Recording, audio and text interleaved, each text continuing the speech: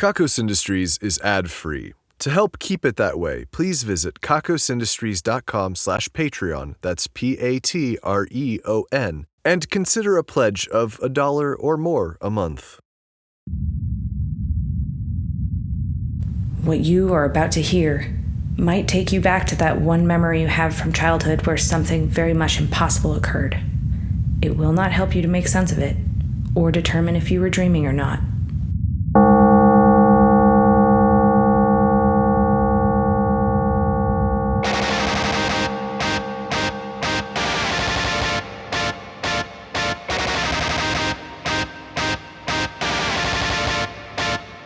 Hello and welcome to the Kakos Industries corporate shareholder announcements. At Kakos Industries, we help the whole world to do evil better. Sometimes we help things outside of the world to do evil better, but that's not always clear. Right now, we're helping everyone to do evil better from their homes. Employees, shareholders, the rest of the planet, it seems. Almost everyone here at Kakos Industries is working from home. There are some essential personnel running about, but I'm not really able to interact with them. Soundman Steven is here. He is actually contractually obligated to get sick if I do, so there's no sense sending him home. That said, I care about his health and I haven't been making him spend every moment with me. He's been spending his time soldering new electronic projects that are supposed to sound so much better than what you can get off of the shelf. We shall see, Soundman. We've taken a hit on productivity and evil, but not so much as you might think. Employees are working from home and still getting quite a lot done, and what they are missing in evil they are making up for again with all of the masturbation. We're not watching them, but we know. We know that they are masturbating. We know they are. We know. You're receiving this broadcast from a well-sanitized miniature radio. I say miniature because the physical electronics and enclosure are small. The antenna, however, is enormous. We're calling it Big Sigs for all of the big signals it can listen in on and decrypt. It is a collaboration from the division of Length and Great Boom Audio. I am told that the frequency response is pretty okay for a single speaker on a very small device. If you're somehow listening to these announcements and you are not a Kakos Industries shareholder, then you should get away from this device as quickly as possible. The antenna is very long, and it may permanently damage your sense of self to be in its presence. Kakos Industries shareholders are used to this form of derision by now. We recently wrapped up the celebration of affirmation. Given the current circumstances, we had to remain distant physically, but not emotionally. For that reason, we really had to rely on our words and gestures to affirm one another. A few people attempted to get bowing to take off around the office, but that didn't really make it all that far. It was a valiant effort, though. Throughout the day, I would use the intercom system here at Kakos Industries to tell the employees that they are appreciated. Please keep in mind that the intercom system does extend into their homes. Even during this time of working from home, they could not escape my voice. I have been told that these affirmations were startling, uncomfortable, and disturbing. I would call that a mission accomplished. We can't actually have a group of people gather around the big black hole where our New York branch once was. As such, we have decided to live stream from around the rim, allowing us to look deep within it, ponder its depths, and metaphorically hold hands from the safety of our living rooms. There was one snag, however, when the camera fell into the hole and began broadcasting its descent. It was black for a time before becoming more colorful than we ever could have imagined. We heard voices in garbled languages with the heavy reverb of the hole. It was a truly psychedelic experience. As far as we can tell, the camera is still falling, but it has returned to its usual darkness. We don't know exactly what happened in the middle there, but we have come to believe that the camera itself was hallucinating, and that it has since passed out.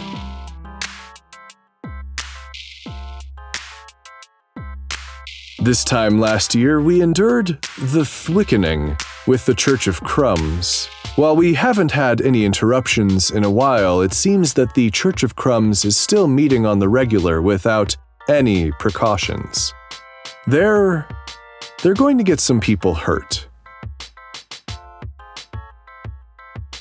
We've also got the Darkest Universe Festival coming up. Shareholders, I want you to know that we should never look away from our goals. Of course, the universe is already looking pretty dark. Perhaps we have succeeded in some ways beyond our reasonable expectations. But I think we have to embrace that uncertainty. We have to embrace that doubt. We have to embrace the pain and look at the future with cold, emotionless eyes and say, we want it darker still. And if you're not sure what to do to help, I would ordinarily say you should think about Jojo Moss, who is a person in one of our cells. Except Jojo isn't there anymore, and instead, the cell is just full of black mold. It is possible that is something we did, or the black mold could have just eaten Jojo. We don't know. Either way, things are looking bleak. Do not falter. Obviously, the health of the workers in hell isn't really a top priority, and we can always get more workers when the need arises. So we've kept them all working. There has been no one allowed in or out, however. They are continuing to work, and some are taken away into Meredith Gorgoro's laboratory, where they are modified and enhanced with monster parts. I'm so curious, but the rest of the board won't let me take time off to go down there and see what's on the menu. I just want a huge frickin' monster arm. The authority I would command with one of those. Come on, you know what I mean. I've had some reports on my desk for a little while now, but I haven't been able to get to them. Let's take a listen to this one.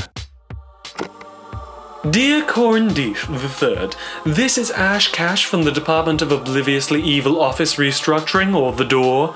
We just wanted to inform you that there's been a slight mistake in scheduling, and earlier today The Door met with Martin with Y from the Division of Ruining Picnics.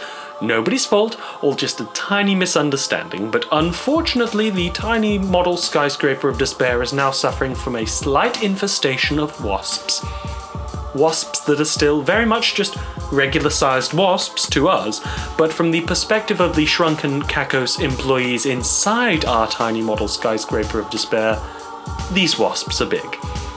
Big enough to fill an office cubicle. Not that we here at The Door have used cubicles in a while now, not since we've proved that the cramped isolation of cubicle walls is much less stressful than the panopticon of an open office. One where everyone else is watching you and judging you. But if there were cubicles in the tiny model skyscraper of despair, then these wasps would be big enough to, say, fill them up as they crawled inside, looming over an employee at their desk before biting their head clean off. Anyway, these normal-sized but giant-sized in context wasps are all sort of crawling about the office and buzzing around biting Kakos employees' heads clean off. We're pretty sure that just leaving a few Kakos employees to be harassed and then eaten by angry wasps is against company policy, but we're not sure what we can do to help them without getting stung, so we've sort of sent off a few emails. Beep. Well, that certainly was a report. It almost feels like there's work getting done somewhere. I've taken the opportunity of being trapped in this building with virtually no one else. Yes, Soundman, I know you're here. Thank you. I just don't like to force you to be around me at all times. Soundman, you're much too valuable to the company to wander the halls with me. Something could happen to you. something could happen to me, but it won't, Soundman. That's just the way it works around here. Things know to keep their distance. Might I remind you that you are the only thing to actually hurt me in a long time? There's that smirk again. So anyway, I've been walking the halls. I know that Kakos Industries probably doesn't make the most sense to those of you who have never been in the building. The hallways that don't always take you to the same places. The various conditionalities and sensitivities of the realities. But you get a sense for things.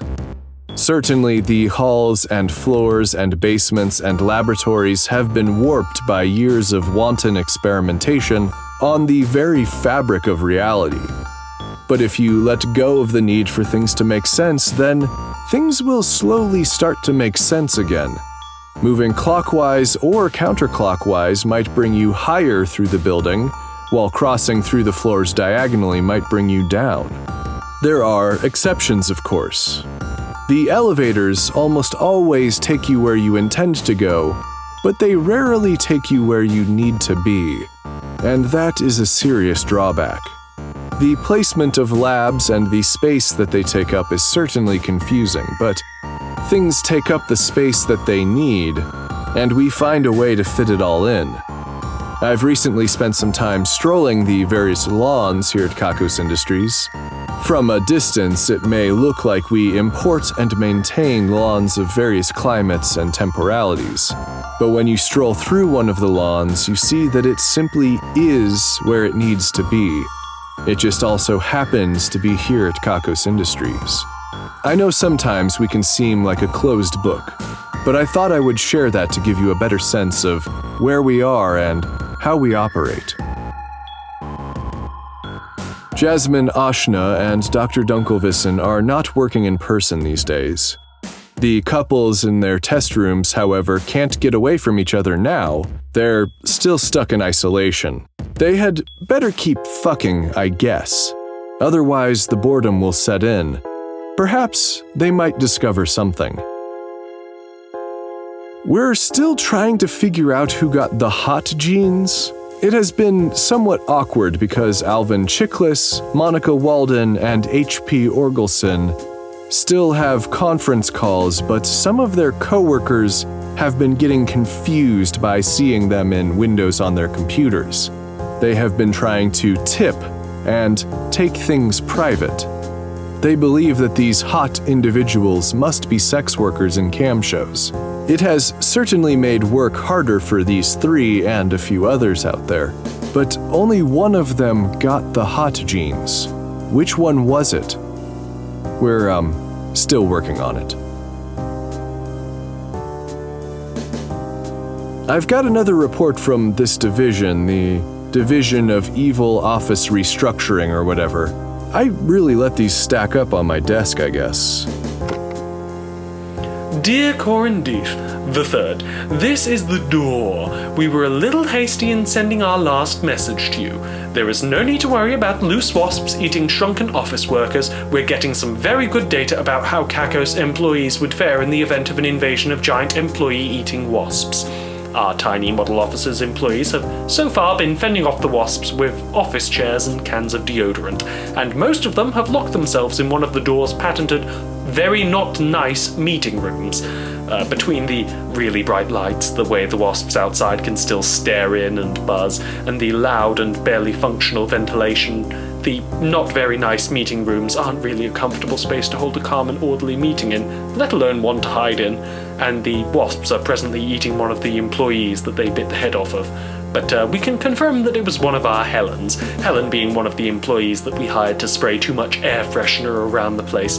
Anyway, we're getting very good data here. We're looking forward to seeing how our little model office gets out of this one, and we should have a full report on how to deal with normal-sized insect wasp shrunk after all of this is over. Beep! Wasps, huh? Violet Trudge is one of the people still in the building. We could not convince her to not work. She gets really angsty when she can't work. I've described the screaming she does before. Knowing her ability to get everyone sick, we have wrapped her in some plastic and attached an air tank so that her air supply isn't shared by anyone. She eats her meals alone in a sterilized laboratory, but she was doing that before anyway. We are unsure if anything that is going on in the world is due to Violet's behavior or existence. It has been difficult to get away from Junior these days. Ordinarily, he loves isolation. Now that he has to isolate himself, he hates it. I suggested he make a podcast episode about hating it, but he hated that idea. He's been going a little stir-crazy because he can't see the Dana-governed babies. Grace Rule is basically immune to everything on account of not having any real human biology left inside of her, so she's still tending to them and to a few other evil little ones. I think what has Junior so frustrated is that he has been thrust backward in time and in his own personal progression. A month ago, he had more work, he had more friends, and he had some meaning in his life. The transition back into video games and cartoons has been a rough one. It's him. His hearing is so great that he can get a sense of when people are talking about him even if he can't actually hear the words they're saying. Or he's listening to the announcements. He is a shareholder, and a big one at that. Hello? Oh, hey. Did you need something? Just wanted to ask what's up. I'm doing the announcements. What are you up to later? I don't know, probably wandering aimlessly, thinking heavy thoughts. Tight. So, wanna do something later? You know we have to isolate. Who else am I going to see right now? I have a lot of interactions because I have to, Junior. I could be the problem, and I don't want to hurt you. Right. And if I were unafraid? You need to stick around for the little ones. You need to be well. You need to be ready to pick up the pieces. Right. Perhaps we could chat from a distance. Okay. Front lawn in around 2 hours. I will be there.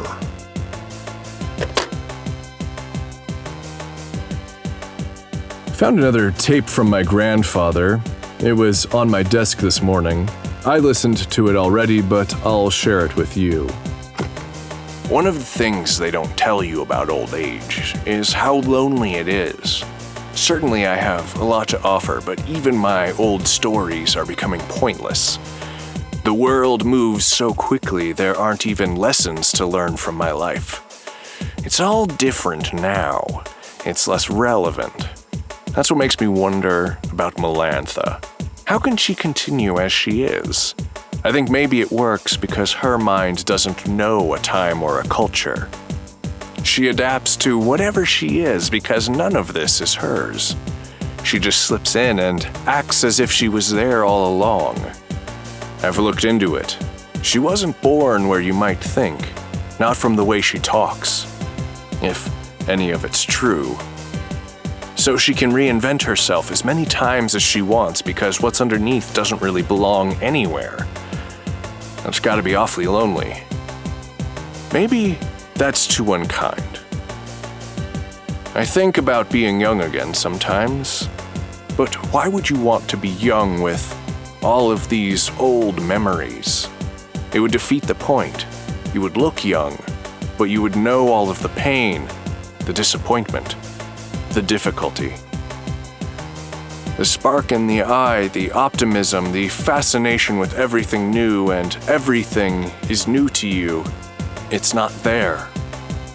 It would be perhaps more lonely than being old because no one would understand your hesitancy. They wouldn't know why you seem so heavy. Certainly there are a lot of people that are interested in me. But with my experience and with my power and means, how could I ever know if they actually cared? I could let people get close, but what then? I get a young bride looking for an easy life and an inheritance. I get someone closer to my age with the same aims. And I need to know how they'll be around Junior. He's a lot to handle sometimes. All right, I think that's enough for now. I think sometimes it's nice to know that we're not alone when we feel alone. I think there was a song about that one time. I hope that it gives you some courage to persevere, shareholders. And it looks like I've got one more tape from the doer. Dear Corin Deeth, the Third, this is the door. Events have progressed since the door's last message. The miniature manager of our miniature Kakos Industries brand Skyscraper of Despair is presently engaged in contract negotiations with the Wasps. Like most wasps, they were very easily placated, with jam, butter, coffee. This leaves the casualties at just about 3 Helens, and we have plenty more of her lying around. Just need to make a quick check-in before the wasps start settling into their desks or anything. Can wasps be hired with a standard Kakos Industries employee contract? We've got some notes here from the last head of the door mentioning the potential for hiring giant-sized mutant ants. What with their natural predisposition towards teamwork and self-sacrifice driving them to put overtime in, even when they know it's bad for them, but you can't really make an ant suffer, you know? I've got to be honest, I don't think I even know where the Division of Evil Office Restructuring is. I might have to take a look when I wander the halls this evening. In my loneliness and frustration, I broke open the chest at Lake Zizzerzill. I took a boat and a hammer, and I just wailed on that thing for like an hour. Finally, I got it open, and there was the Golden Fist. Of course, it was immediately put into quarantine, so I won't be able to handle it again or attempt to unlock Lake Wiverwill's lock. It's a big door, too. Knowing the division of figuring out what all of these keys go to, they're still going to be looking for the key to the Zizzerzill lock. Knowing the contents and even having them in hand makes no difference. The lock is still in one piece, even if the chest is not. I'll let you know what happens when I get the Golden Fist back. Gray has apparently gone into isolation like the rest of us. I believe that they still live somewhere in the building, but I have no idea. It is entirely possible that Gray has family or a home or other worldly possessions that have become relevant again now that they are no longer a member of the Damnation and Ruination Squad. All I know is that Kim is still somewhere in the building. I am unaware at present if she has a home elsewhere. I know that she used to live with Maggie, and after that she floated around for a bit. But I don't actually know if she settled down again or if she's created a home out of one of the offices here. At any rate, she has started to play a game with me, one that I am not all that excited about. While I am exploring the building, I will occasionally feel an impact on my body somewhere. As the building is quiet and full of horrors, I usually shout some horrible curse after my entire body seizes up with fear. Then I look down and see a foam dart on the ground, and I hear running footsteps. I caught a glimpse of her once, so I know it's her. I've been carrying a foam dart gun just in case I get the drop on her, but I would honestly rather not be playing. The Damnation and Ruination Squad, while I'm on the topic of Gray, has taken to wearing origami tracksuits. Now, I know this is difficult to visualize, but I'm pretty sure that the tops and the bottoms of each tracksuit are made out of a single piece of paper. An enormous piece for sure, but a single piece. I don't know where they got the plans for such a garment, but they look pretty sharp. A few of them even have golf berets made from another sheet of paper. It's kind of incredible. They are finding it difficult to move, but that's rarely their concern. They say that evil once wrote a love song so great that real love could never hope to match it. This is things we're taking credit for now. Today we're taking credit for workplace drama, impossible performance standards, and the fact that the economy requires blood and suffering, or its numbers won't stay up. Of course, we can't know for certain that all of this was our doing, but we have said it, and we all have to deal with it now. Some of you, especially those of you who disagree, will find it a lot harder to deal with. Keep an eye on your heart rate and blood pressure. Hayden Neff has won today's Ruin a Life drawing. As a result, the life of Lillian Red, Hayden's nemesis, will be ruined. We gave the Wheel of Misery a hard spin and a smack on the rear end, and it landed on the space for squishier. From this day forward, Lillian Red will be 103% squishier. Skin, muscles, tendons, but also bones and cartilage.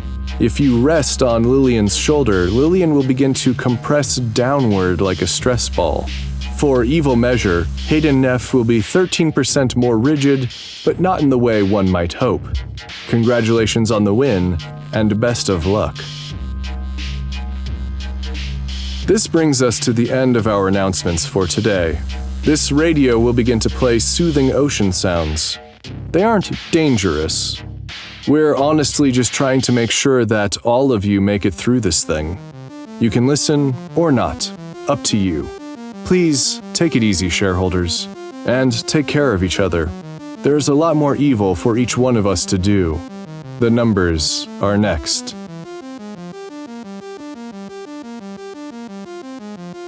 42, 0, 42, 0, 42, 0, 42, 0, 6, 9, 4.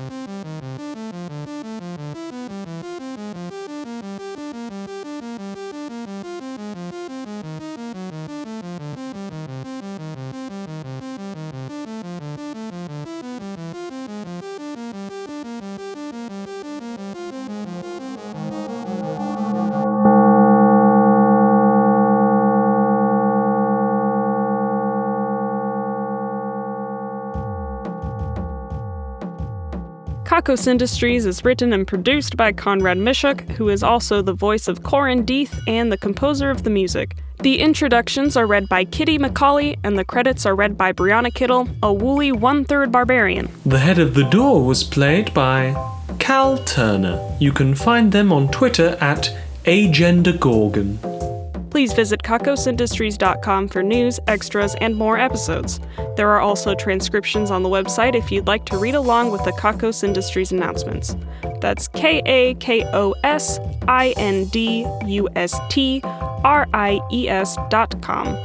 Please visit store.kakosindustries.com for merchandise and special offers, and get wonderful benefits by becoming a subscription donor at kakosindustries.com/Patreon. You can submit one-time donations at paypal.me/kakosindustries. You can also purchase gear and other items for the production at kakosindustries.com/wishlist. Questions, comments, or a strong desire to collaborate? Drop us a line at inquiries@kakosindustries.com. If you like Kakos Industries, be sure to rate and review us on your favorite podcasting service, and connect with us on YouTube, youtube.com/kakosindustries, Facebook, facebook.com/kakosindustries, Tumblr, kakosindustries.tumblr.com, Instagram @kakosindustries, and Twitter @kakosindustries. We encourage fan art and listener participation on all our social media platforms. Special thanks to our esteemed shareholders Ian Kroll, Dan Shumway, William Brandon, Jack Attack, Dark Mega Koala, and A. Rupert. Also thanks to honored employees Dorkpool Dorcas, who caught the fly ball, Chax Richter, who wiped down the tables after the contamination, Dane the Sparkle Pixie, who made some outstanding yogurt, Tia Reese, who sent the memo about the radiation, and Lucy Grimm, who tested the mystery trampoline. And thanks to our division heads, Brittany Garcia, head of the division of beanies, booties, and construction projects that are probably too large for yarn, Craig Sizz, director of the division of obscure vintage technology, Daniel R. Smith, head of the division of subtle efficiency increases, Dino Schroeder, director of the division of saying it the long way, Seth and Josh, heads of the division of Kakos Cafeteria Reviews, Hayden Neff, director of the division of improbable cookbooks, Christina Kirkland, director of the division of lukewarm pep talks, David T., director of the division of animal stacking, and Matthew O'Perrin, director of the division of new cowboy slang. The division of beanies, booties, and construction projects that are probably too large for yarn has grown tired of the circus and have instead begun knitting a small zoo. So far, there are only concession stands and penguins. The division of obscure vintage technology has switched on the evil synth. Anyone who hears its waveforms begins to think evil thoughts for unknown reasons. The division of subtle efficiency increases has started timing employees in the bathroom stalls. They're not competing with everyone, but they are encouraged to beat their own times. The division of saying it the long way has invented, well, as you know, we've been together for a long time, and certainly things haven't been perfect, and you know that I'm going through a lot right now, and actually you're great and perfect, which is why I hope you find someone just as great, and that someone is not going to be me. Chilling. The division of Kakos Cafeteria Reviews has reviewed the Polish sausage stand.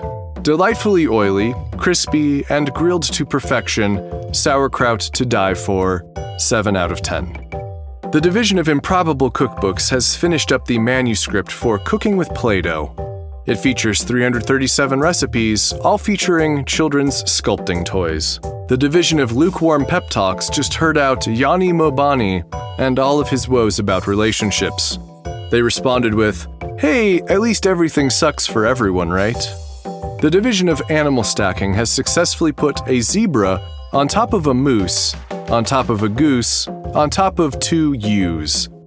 The stack has to last for at least 30 seconds, and it just barely made it. The division of New Cowboy Slang has created Yaltners. While ostensibly a combination of y'all and partners, it is much more fun to say. Howdy, Yaltners! Our esteemed shareholders, honored employees, division heads, and other Patreon patrons are the best. If you want a thank you in the credits, your own division, or other great rewards that help to keep this show running, please head to kakosindustries.com/Patreon. That's Patreon. Kakos Industries can be dark. Try voting. It might work.